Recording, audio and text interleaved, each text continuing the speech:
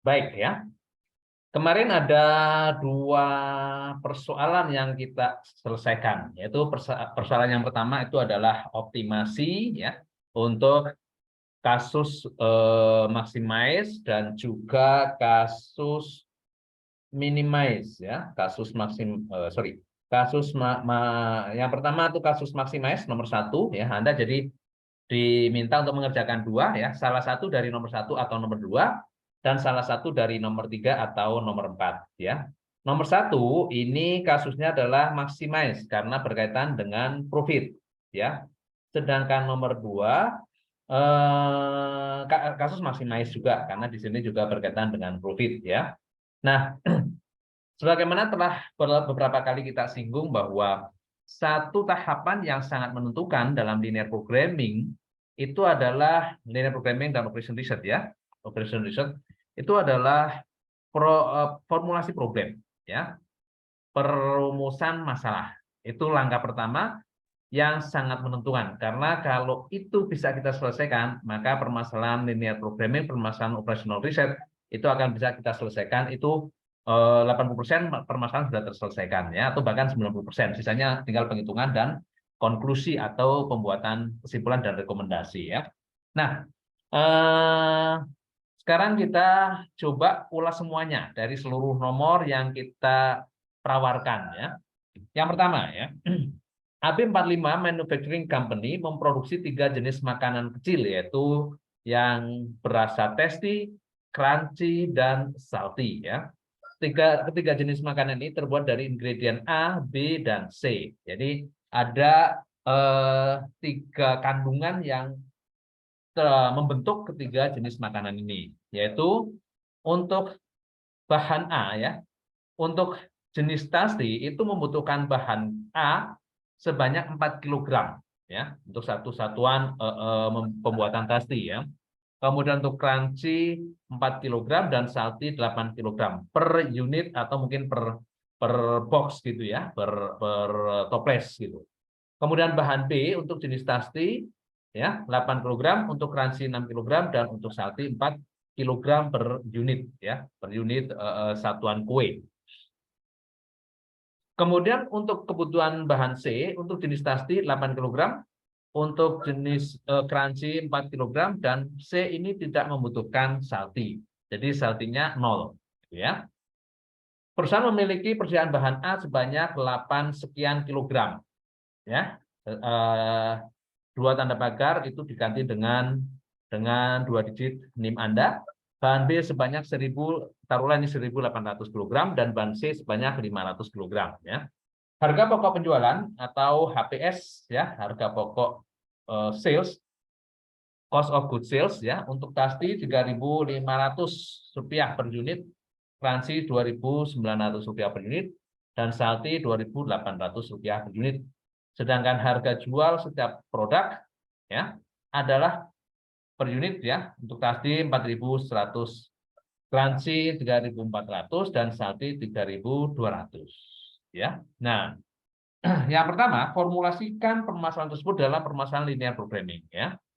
Beberapa sudah saya cek ya, dan sudah benar ya, permasalahannya adalah permasalahan yang mengerjakan nomor satu ini itu adalah permasalahan maksimasi, yaitu memaksimumkan profit. Nah, masalahnya berapa koefisien fungsi tujuan yang akan dimaksimalkan. Nah, ini perlu penghitungan logika bisnis Anda ya. Saya cek misalnya, saya tampilkan punyanya ini punyanya, gimana cara bikinnya ya. Nah, punyanya Remas Fitria, Remasya Adira ya. Jin ya, Remasa ya. Saya tampilkan untuk case saja ya. Di sini kita bisa lihat ya, punyanya Remasa. Sebentar saya gedekan. Gimana caranya menggede?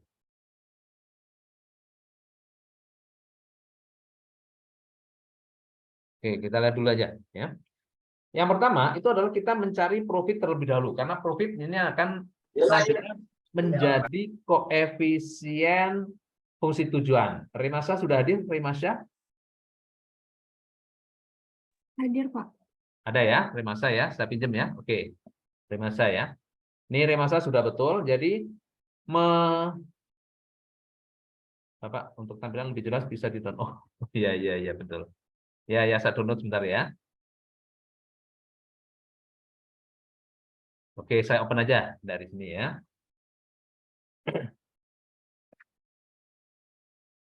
Nah, ini punya Remasya ya. Oke.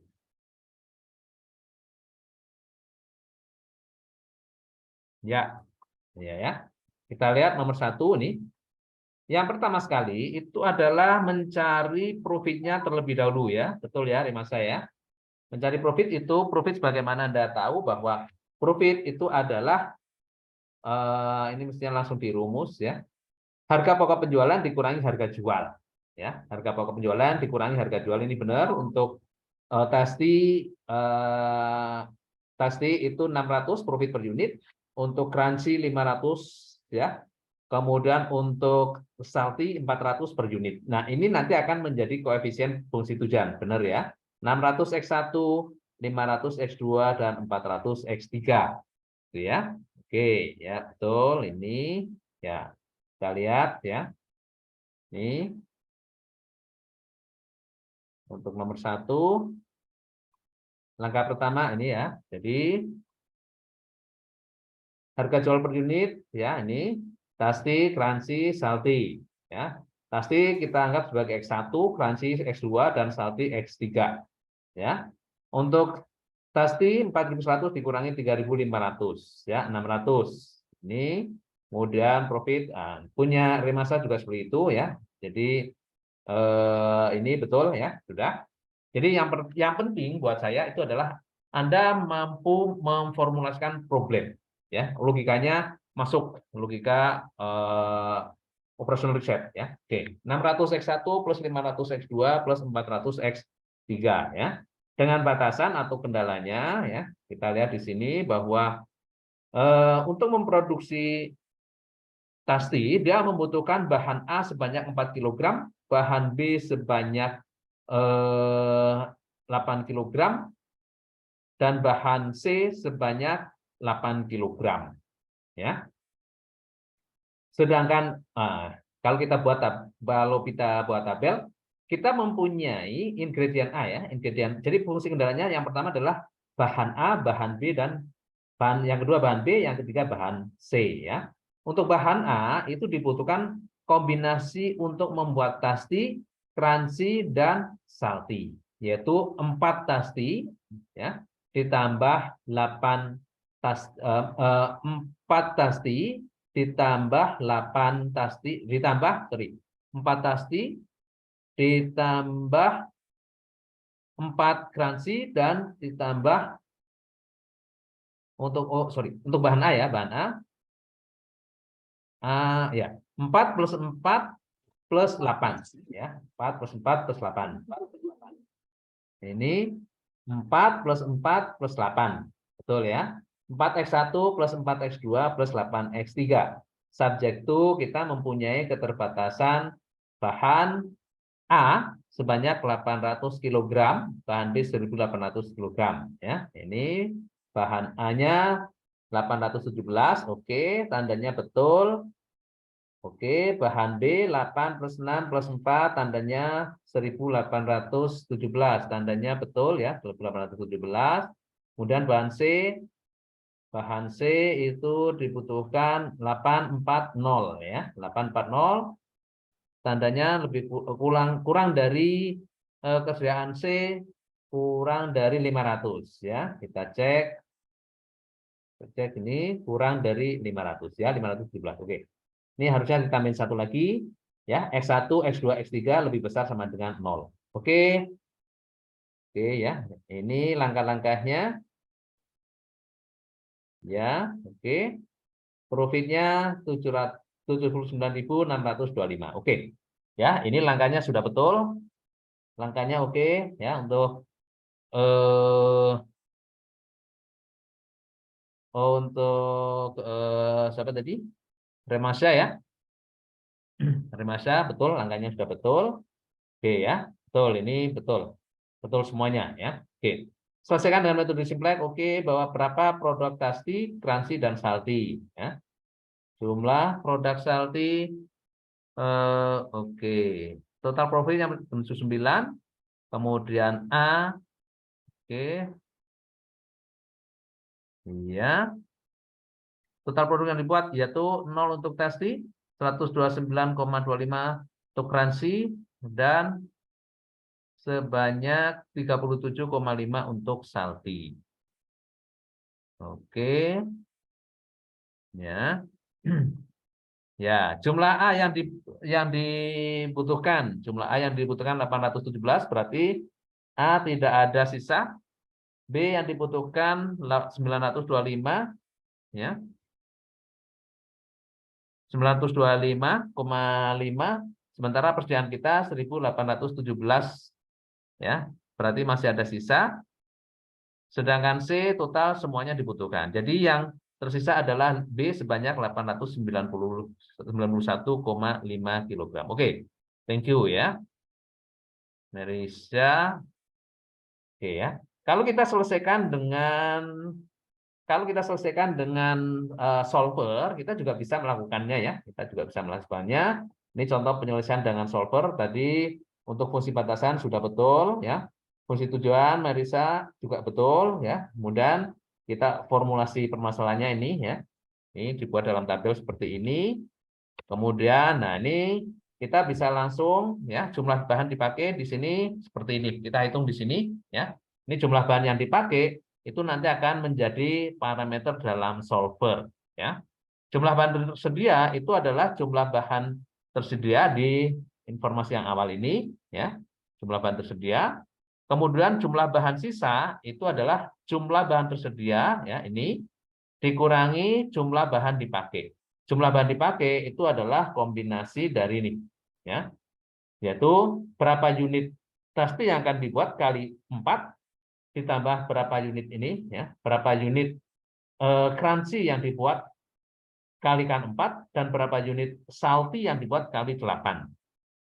Ya. Ini jumlah bahan A yang nantinya akan dipakai. Gitu ya.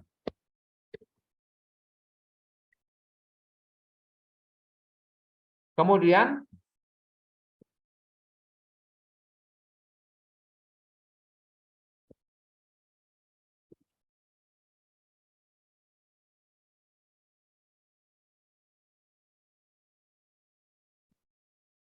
oh,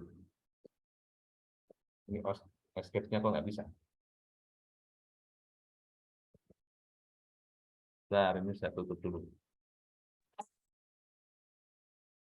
Ya, kita coba cek bagaimana penyelesaian dengan solver ya. Oke. Ya, ini kemudian jumlah bahan B ya. Bahan B itu adalah koefisien untuk setiap produk yang akan dibuat yaitu Tasty 8 kali jumlah Tasty yang akan dibuat, Crunchy 6 kali jumlah Crunchy yang akan dibuat dan Salty 4 kali jumlah Salty yang akan dibuat ya. Ini rumusnya akan seperti ini. Gitu ya. Ini kemudian escape-nya nggak bisa.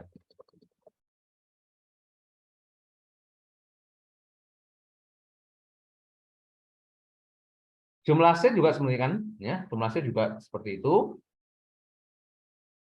Untuk C juga seperti itu ya.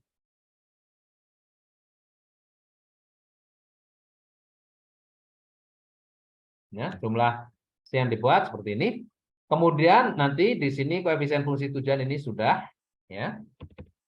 Kemudian jumlah diproduksi, nah ini yang nanti akan diselesaikan oleh solver ya. Yang akan diselesaikan oleh solver. Dari sini tadi itu jumlah setiap bahan yang dibuat itu dikalikan jumlah produksi untuk setiap produk. Ini ya, jumlah produksi untuk setiap produk kita tempatkan di sini. Pasti di sini. kemudian crunchy di sini, salty di sini. Ini nanti akan diisi oleh solver ya. Profit per unit ini tinggal kita buat aja ya. Kita tinggal buat profit per unit yaitu jumlah jumlah setiap produk yang akan dibuat ya, B21, kemudian dikalikan dengan profit per unit ya, B21 dikalikan B22. B21 itu adalah profit per unit untuk Tasty, kemudian C21 profit per unit untuk Crunchy, dan D21 itu adalah profit per unit untuk Salty ya. Dikalikan jumlah yang akan dibuat. Ini profit yang akan diperoleh sehingga total profit itu adalah ini ya, sum product ini total profit. Ya, sekarang kita lihat fungsi solvernya ya, fungsi solvernya. Kita cek di sini ya. Ini kita akan menyelesaikan ini dan ditempatkan total profit di sini. Ya, sum product jumlah ya, perhatikan di sini ya. B21 sampai D21 ini, B21 sampai D21 itu adalah koefisien fungsi tujuan, yaitu profit per unit untuk setiap jenis produk ya, Tasty, Crunchy, dan Salty. Dikalikan dengan B22 kali D sampai dengan D22. B22 itu adalah jumlah produksinya ya. Jadi jumlah produksi atau fungsi koefisien fungsi tujuan ya, profit per unit untuk setiap produk, untuk setiap Tasty, Crunchy, dan Salty, dikalikan jumlah yang akan diproduksi untuk Tasty, Crunchy, dan Salty ya. Ini total profitnya kita tempatkan di B24 ya. Dan ini kita akan buat sebagai fungsi tujuan yang maximize ya, maximize dengan cara apa? Dengan cara merubah variabel di B22 sampai D22, yaitu B22 sampai D22 itu adalah ini. Jumlah produksi untuk setiap jenis produk. Tasty, Crunchy, dan Salty. Ya. Kemudian fungsi batasannya, ya, di sini fungsi batasan, kita set fungsi batasan yang pertama itu adalah jumlah bahan. Ya. A, ya, kita punya bahan A, ketersediaan bahan A. Di sini jumlah bahan A yang akan digunakan yaitu E18 ya. Di mana E18 itu adalah penjumlahan dari 4 kali A ya. 4 ini Tasty ya. Kemudian ditambah dengan 4 untuk Crunchy kali A ditambah 8 kali A ya. Jadi jumlah A yang dibutuhkan itu adalah 4 kali 4 kali X1 ya, atau Tasty ditambah 4 kali X2 Crunchy ditambah 4 kali X3 Salty ya. Jumlah bahan yang dibuat ya. Ini harus lebih kecil atau sama dengan jumlah yang tersedia. Jumlah yang tersedia kita tempatkan di F18. Jadi E18 harus lebih kecil atau sama dengan F18. Itu batasan yang pertama. Ya. Batasan yang pertama. Kita bikin ini 0 dulu ya. Ini belum ada isinya ya, awalnya ya. Ini jumlah bahan yang dipakai nanti akan diisi di E18 ya, E18 untuk A yaitu 4 kali X1 ditambah 4 kali X2 ditambah 8 kali X3. Dan ini kita kondisikan harus lebih kecil sama dengan F18. F18 itu adalah jumlah yang tersedia untuk bahan A. Demikian juga untuk bahan B ya. E19 ini E19 itu adalah penjumlahan dari 8 kali X1 ditambah 6 kali X2 ditambah 4 kali X3. Itu harus lebih kecil atau maksimal sama dengan jumlah bahan B yang tersedia yaitu di F19. Ya. Sedangkan untuk bahan C ya, di sini kita tempatkan di E20. Jumlah bahan C yang dipakai itu adalah 8 kali X1 ditambah 4 kali X2 tambah 0 kali X3. Dan jumlahnya itu maksimal sama dengan 500 atau F20. Ini yang kita jadikan sebagai fungsi kendala. Ya. Kemudian kalau sudah, ini kita solve. Ya, hasilnya nih. Jadi pasti kita tidak akan membuat, ya, sama dengan punya Remasa tadi, ya, punya Remasa juga seperti itu. Dia kita tidak akan membuat pasti di sini. Jumlah pasti yang akan dibuat ini di iterasi ke-3 ya.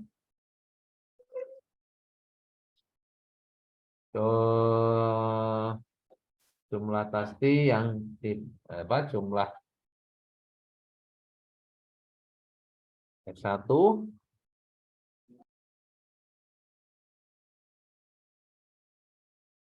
mana ini X1 oke ya. Pasti 817. Berapa jumlah? Ya ini ya, oke. Untuk pasti 0 1 0 ini. Kemudian iterasi ke-3.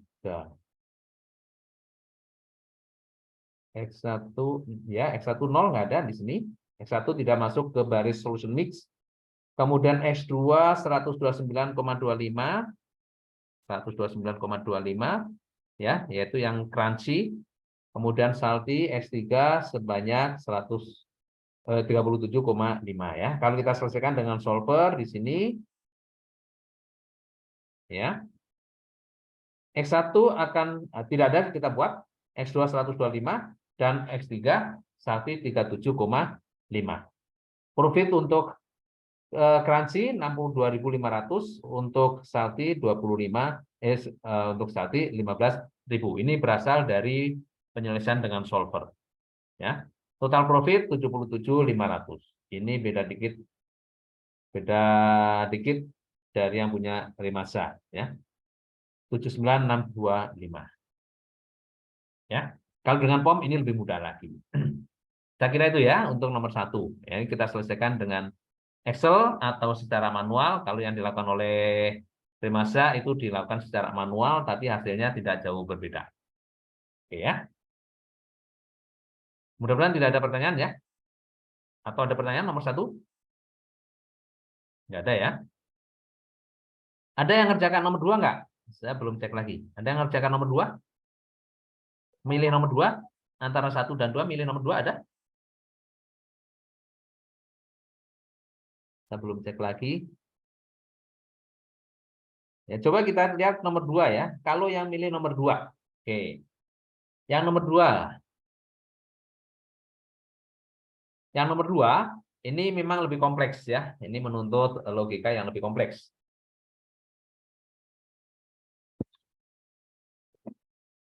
Anda adalah pemilik perusahaan konveksi dan saat ini sedang mempertimbangkan untuk mengikuti lelang 3 paket pengadaan sejumlah kodi Werpak.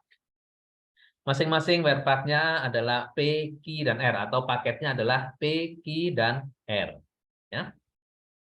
Proyek tersebut dapat dikerjakan di workshop A atau workshop B. Ya. Profil ketiga paket lelang tersebut adalah sebagai berikut. Untuk paket P, harga jual per unit itu adalah 25 sekian. Ya. Untuk Q 32 sekian dan untuk R 35 sekian ya. Bahan baku per unit untuk P itu adalah 5 sekian, untuk Q 8 sekian dan untuk R 10 sekian ya. Biaya tenaga kerja per unit di workshop A itu 12 sekian ya. Di workshop B 14 sekian untuk P. Untuk paket Q 17 sekian untuk di workshop A dan di workshop B 19 sekian. Sedangkan paket R untuk mengerjakan ada oke Andra ya, Andra. Bentar. Nanti kalau ini putus langsung connect lagi ke Zoom yang tadi ya. Oke, makasih Mustafa. Andra Vela ya, Andra Vela coba cek di sini ya, Andra Vela. Oke, saya belum tampilkan yang punya Andra Vela ya.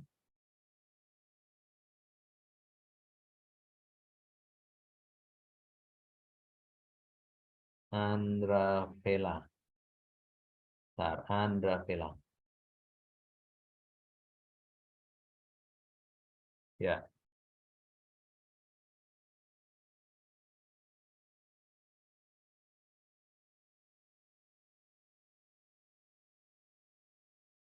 Ya, nomor 2.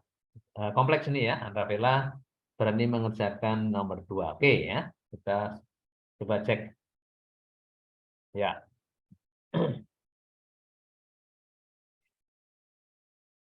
nomor 2 ya. Kita baca dulu soalnya kita tuntaskan ya. Kemudian ketika paket tersebut dikerjakan melalui 2 mesin, yaitu jahit dan obras. Kebutuhan jam kerja di kedua mesin tersebut adalah sebagai berikut. Untuk workshop A, ini di workshop A, untuk paket P membutuhkan jam kerja untuk menjahit 2 jam ya, per kodi, sedangkan Q 1 jam dan R 3 jam. Kalau di workshop A. Kalau di workshop B, untuk menjahit 1 kodi P membutuhkan 1,5 jam, 1 kodi Q membutuhkan 1 jam, dan R 2,5 jam. Sedangkan untuk obras, 1 di workshop A untuk P 1 jam, untuk Q 2 jam, untuk R 3 jam, dan di workshop B untuk P 1 jam, untuk Q 1,5 jam, dan R 2,5 jam. Jumlah jam kerja mesin jahit dan obras di masing-masing workshop adalah sebagai berikut ya. Di workshop 1 untuk mesin jahit yang tersedia, jam kerja jahit yang tersedia adalah 205 sekian. Untuk obras 150 sekian. Di workshop 2 300 sekian. Di workshop 2 untuk obras 170 sekian. Ya. Oke. Karena komitmen pelanggan, proyek Q harus diambil minimal 50 kodi. Nah, ini nanti jadi fungsi pembatas juga. Oke ya. Buatlah rumusan permasalahan di atas dengan linear programming. Buatlah solusi linear programming dan tentukan workshop mana yang akan Anda gunakan untuk menyelesaikan proyek tersebut. Berapa kode harus dibuat untuk setiap paket melalui workshop yang telah kita putuskan pada pertanyaan B. Ya, pertama sekali kita nanti akan menyelesaikan atau memutuskan di workshop mana kita akan menyelesaikan paket pekerjaan ini ya. Kemudian berapa total profit yang diperoleh. Ya. Oke, sekarang kita logikakan. Ya, ini jelas fungsi memaksimalkan profit ya, maximize profit. Nah, yang pertama kita harus cari itu adalah koefisien fungsi tujuan. Koefisien fungsi tujuan dalam hal ini kita terlebih dahulu mencari koefisien profit untuk setiap paket P, Q, dan R. Coba kita tengok punyanya Andra Vela ya. Oke, punyanya Andra Vela. Ini ya. 4185 ini asalnya dari soal 1.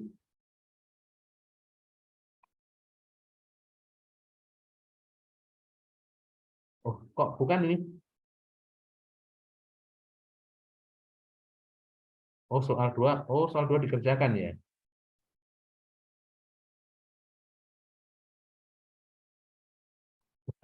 Ini salah persepsi ini Andra Vela. Ya, di bawah soal 2. Ya, ya, ini salah persepsi ini. Harusnya dipilih nomor 1 atau 2 dan nomor 3 atau 4 gitu. Ini nomor 1 sama 2 malah dipilih semuanya. Oke lah, nanti yang untuk Andra Vela ini, jadi Anda cuma mengerjakan 1 soal dong kalau begitu ya. Oh, ya, ya. Coba kita cek ya. Berikut adalah tabel simplex. Coba punya Andra Vela yang nomor 2 ya. Oke. Kita cek rumusan masalahnya. Jumlah kode verbat oke ya. Oke. Fungsi tujuan. Nah, ini didapat dari mana fungsi tujuan ini, Andra Vela? Profitnya oke ya. Ya, ini betul. Oke. Ya. Atau kita lihat dari sini ya, dari Andra Vela mau ada ini yang mau disampaikan?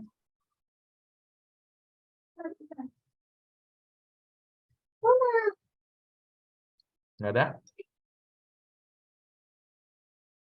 Ya, mestinya kalau misalnya mau mengerjakan itu ditampilkan juga ini ya, koefisien itu diperoleh dari mana ya. Oke, kita ikutin aja ini ya, kita ikutin aja algoritma di kunci jawaban ya. Oke. Nah, sekarang kita akan memilih proyek ini akan kita kerjakan di workshop 1 atau workshop 2. Yang pertama, kita akan cek ya profit per unit di setiap workshop ya. Untuk P ya, untuk P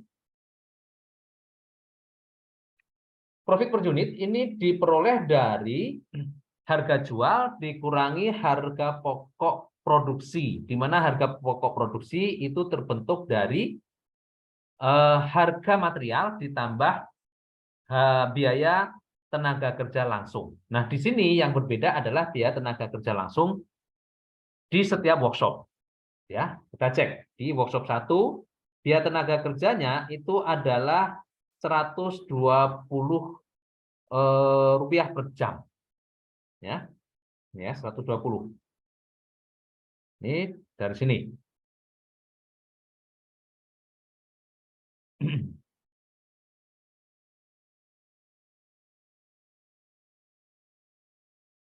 Ini ya, 102. Biaya tenaga kerja per unit. Ini di A, ini di B. Ya, 120 sekian untuk P, 170 sekian untuk Q dan 230 sekian untuk R ya. Kita cek di sini. Ya, di workshop 1 untuk P 120 taruhlah ini 120 ya. Q 170, R 230. Di workshop 2 untuk P 140, Q 190 dan R 240 ya. Nah, sekarang kita akan cari profit per unit ya. Untuk profit per unit ada di sini ya. Kontribusi per unit produk ya. Untuk P di workshop 1 80. Dari mana 80 itu? Yaitu harga jual D3 ini, harga jual dikurangi biaya material per unit, dikurangi biaya tenaga kerja langsung per unit di workshop 1. Ya, sehingga untuk paket P ya, kontribusi per unit atau profit per unit itu adalah 80. Untuk P, untuk Q 320 dikurangi 80 dikurangi 170 ya. Untuk Q di workshop 1. Dan untuk R itu adalah 350 dikurangi 100 dikurangi 230 ya. B5 dikurangi C5 dikurangi D5. Ya, hasilnya 20. Ini di workshop 1. Di workshop 2 ya, workshop 2 untuk P 250 dikurangi 50 dikurangi 140 ya. Hasilnya 60. Untuk Q 320 dikurangi 80 dikurangi 190 dan untuk R 350 dikurangi 100 dikurangi 240 ya. Nih, hasilnya adalah kalau kita menggunakan workshop 2 maka profit per unit untuk P itu adalah 60, untuk Q 50 dan untuk R 10. Jadi dengan demikian kita putuskan workshop 1 memberikan profit per unit yang lebih tinggi dibandingkan workshop 2. Ya. Oke ya. Workshop 1 memberikan profit lebih tinggi per unit dibandingkan workshop 2. Oke, jadi ini fungsi tujuan di workshop 1 itu adalah 80P ditambah 70Q ditambah 20R. Ya, tambah 20R.